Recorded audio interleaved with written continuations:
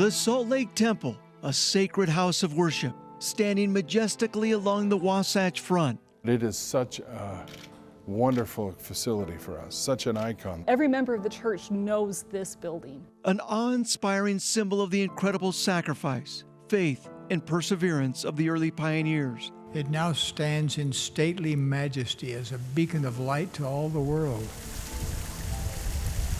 It was late Saturday night, December 28, 2019, when the last of the temple patrons left the building. I can't even believe it. The McMillans, grateful to get in before the doors officially closed. It's just a dream that we were able to make it. So calm and peaceful. History is now in the making. The historic Salt Lake Temple is officially closed to members of the Church of Jesus Christ of Latter-day Saints. The next time these doors will open will be in 2024. This project will enhance, refresh, and beautify the temple and its surrounding grounds. Every detail is being carefully considered. We are doing everything we can to preserve this building, to document this building, to capture its history. And excitement is in the air for what lies ahead for this sacred place. This is the most significant project I can see as a member of the church that could ever be done. We promise that you will love the results.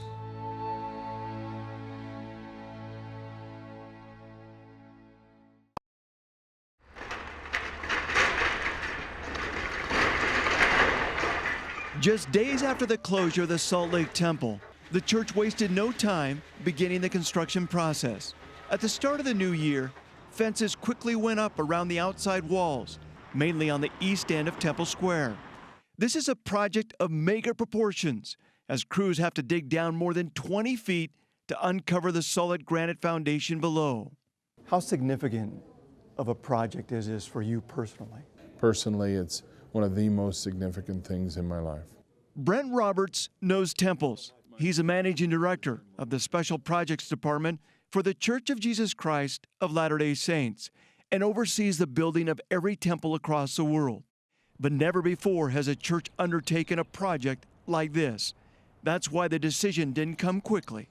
3.5 years of significant work has gone in to get us to where we're at today. Years of planning, working with the brethren, approvals from the First Presidency Quorum of the 12, keeping them updated so that they can receive the revelation to move forward under this incredible time. The renovation is threefold.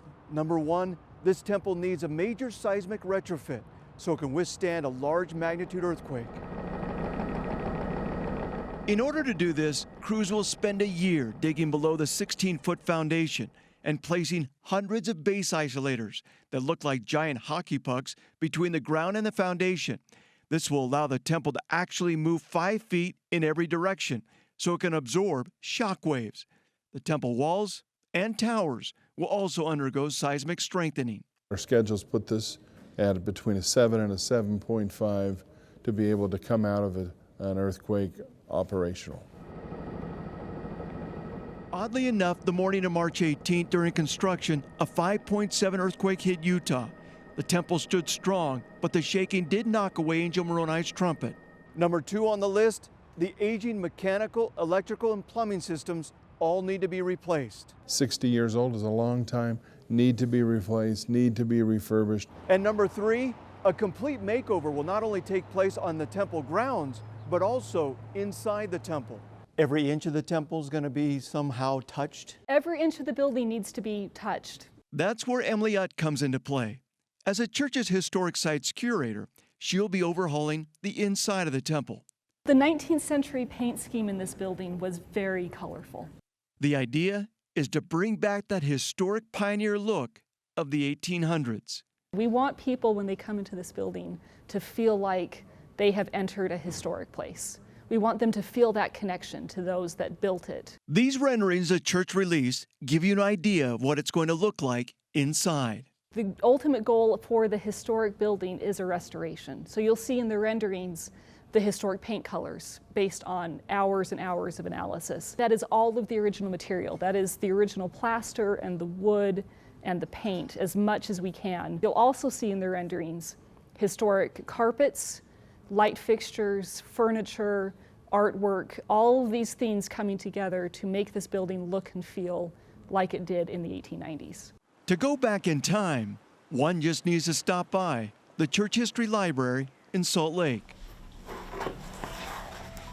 This is where some very sacred documents can be found. This is the original. These are the original blueprints of the Salt Lake Temple. This was drawn in about 1853 by Truman O. Angell, who was the temple architect. Looking over these documents, one begins to understand the monumental task those early pioneers undertook to build this temple. And remembering that legacy will only enhance the future. We are really working hard to make sure that our contribution can be as much a monument to them as it is a monument to the church.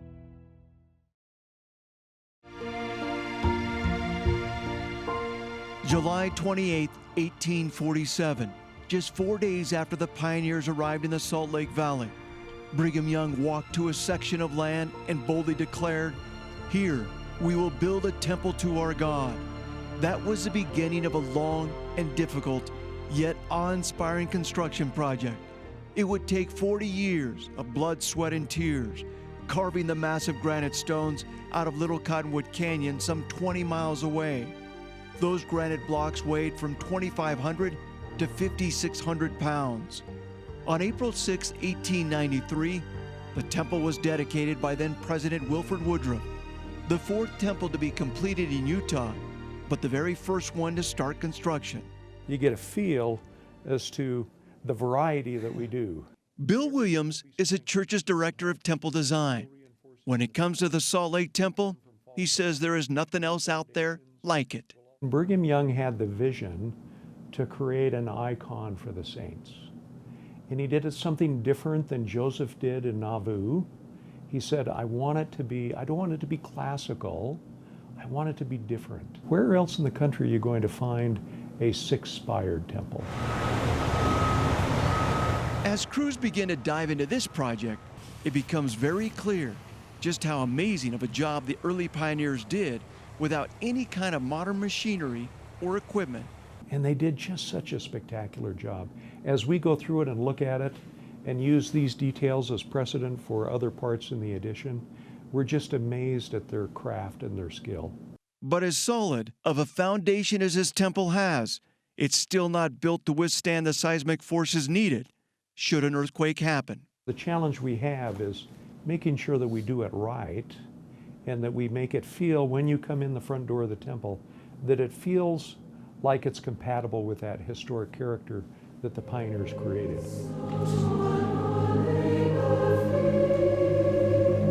The last major seismic upgrade on Temple Square was in October of 2004 on the historic tabernacle.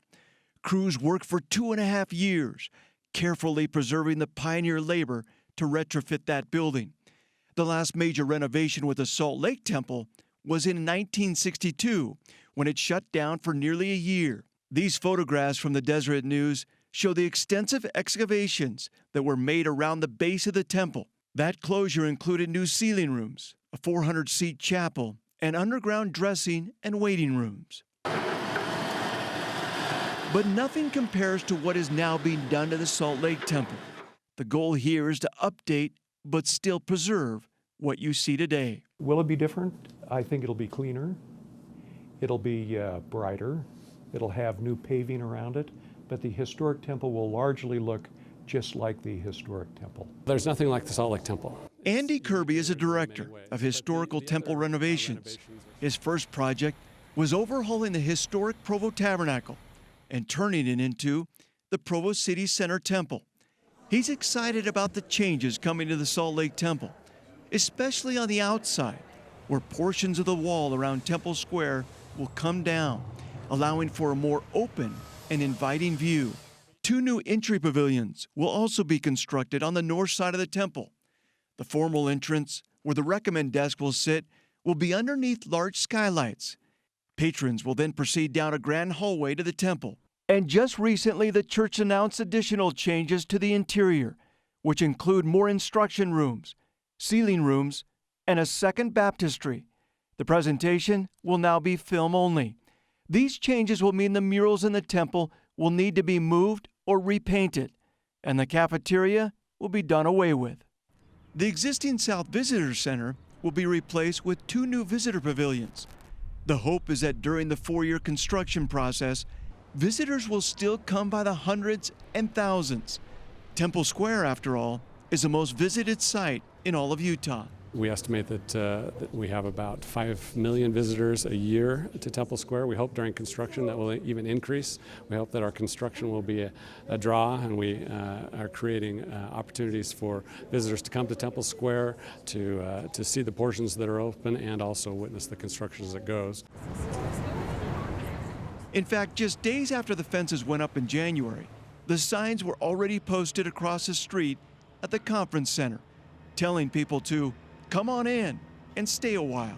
There'll be a lot of exciting new things for people to experience, and we don't want anyone to miss it. Tanner Kay is a manager of Temple Square and Guest Experiences. He wants people to know Temple Square is still open and tours will still be happening once the health crisis is over. This graphic highlights with numbers all the buildings that will remain open, and the colored sidewalks show public access. The conference center now has a new orientation film showing the historical significance of temples. It also has a new statue of Jesus Christ. And yes, and then as you're watching the video, they'll pause the video. sister missionaries will be on Temple Square, still meeting visitors and giving tours. We're excited to provide and add experiences in the conference center lobbies over the period of construction for guests to understand our faith in Jesus Christ and how the temple is his house. And come December, the lights on Temple Square will still turn on. We will have Christmas on Temple Square every year. We're so excited to celebrate the birth of our Savior, Jesus Christ. But what about the temple workers? Those who had to say goodbye the final night. There were a lot of tears. There were a lot of people who just didn't want to leave, and either did we.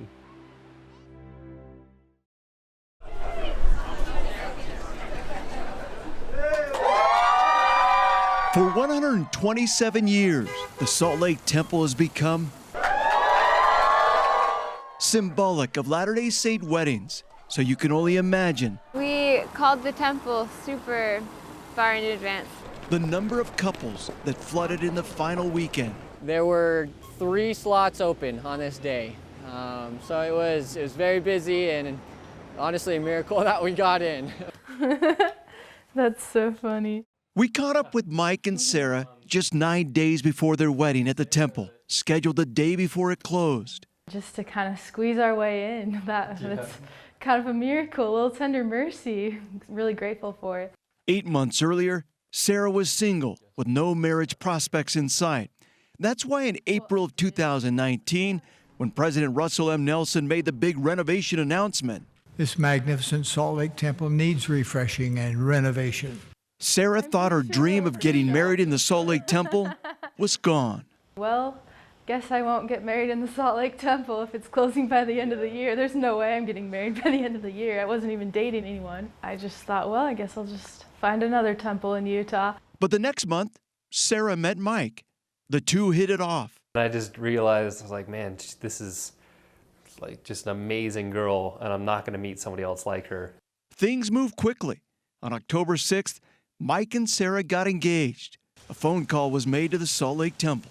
We thought, well, it's probably going to be full, but we'll just check. We found some openings, so that was pretty cool. On Friday, December 28th at 4:20 p.m., Mike and Sarah were married. They made it in the day before the doors closed until 2024. Their dream had come true.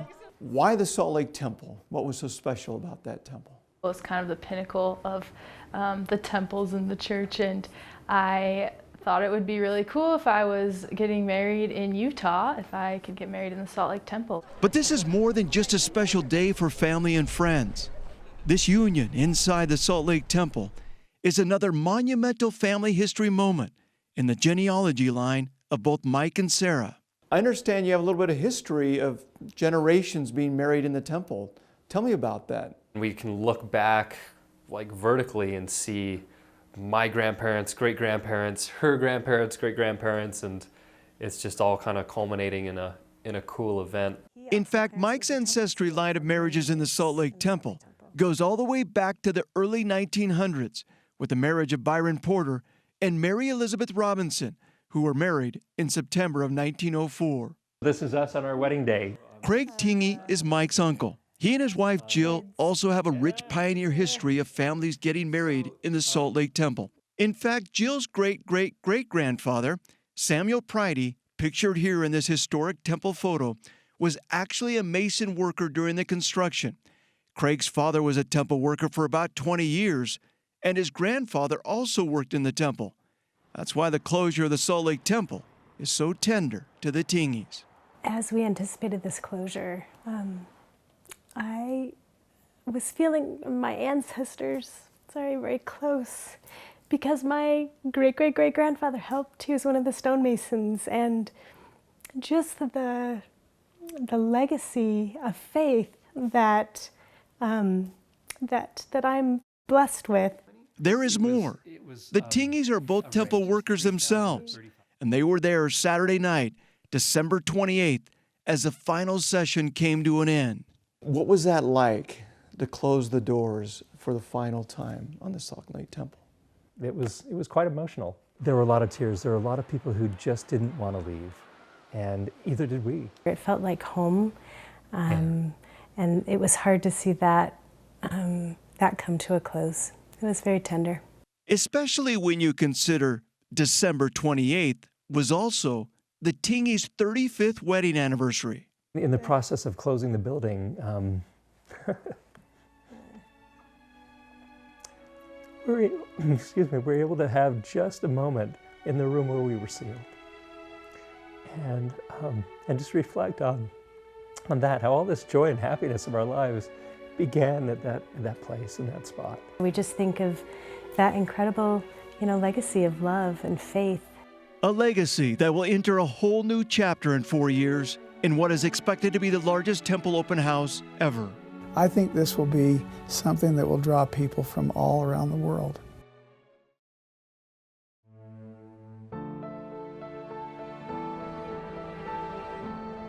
The Salt Lake Temple, the iconic symbol of the Church of Jesus Christ of Latter-day Saints across the world.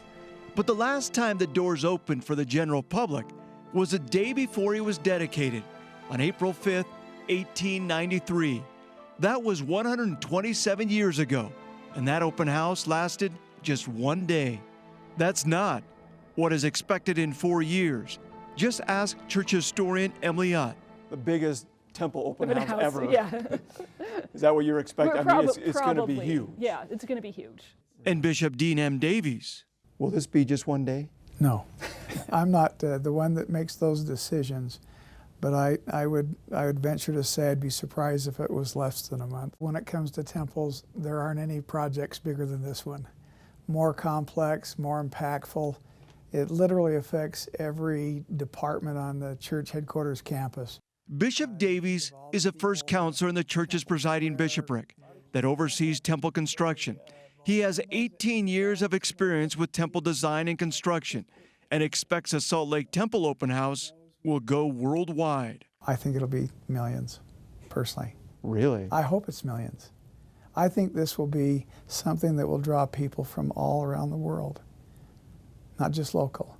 We'll have people come from every continent to see the Salt Lake Temple. How big of a deal will that be to allow the general public into this temple? I think people will be absolutely stunned. I think they will jump for joy. Almost everyone that goes into the temple for an open house gets a sense of deity. They get a sense of our reverence for God and for His Son, Jesus Christ. And it creates almost a bond in the community. That's why Bishop Davies says this is not just a church project, but a community project. It's impactful to the community because we've had to have the collaboration of police, traffic, permitting, city. You're going to have periods of time where North Temple or South Temple or West Temple are shut down. The church is also providing viewing platforms so the public can get an up-close look at the construction that's taking place.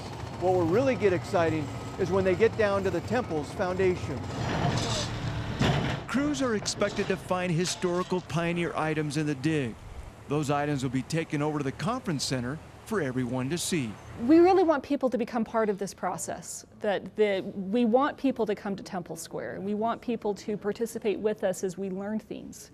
So the new guest experience in Temple Square is going to be really about helping people engage with this project. In a way, those involved in this massive undertaking are the modern-day pioneers, hoping in every way to preserve that historic past.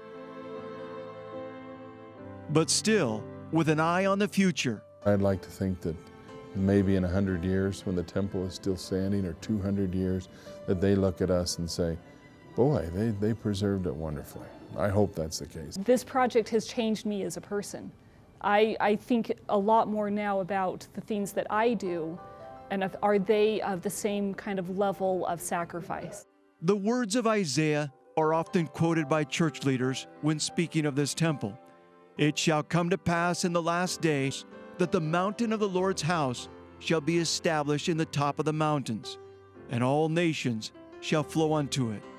For Latter-day Saints, this temple is prophecy fulfilled, built in the top of the mountains, a beacon of light for all nations, for many more years to come. I invite each of us to renew our dedication to the Lord.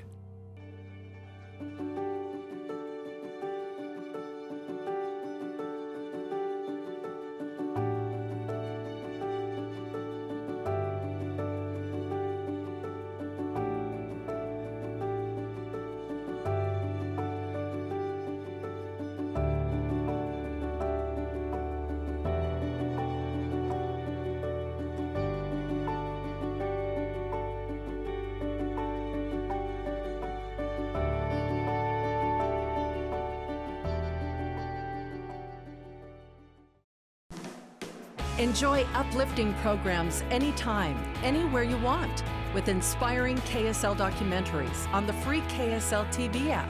Available now for download from your preferred app store for all your favorite devices.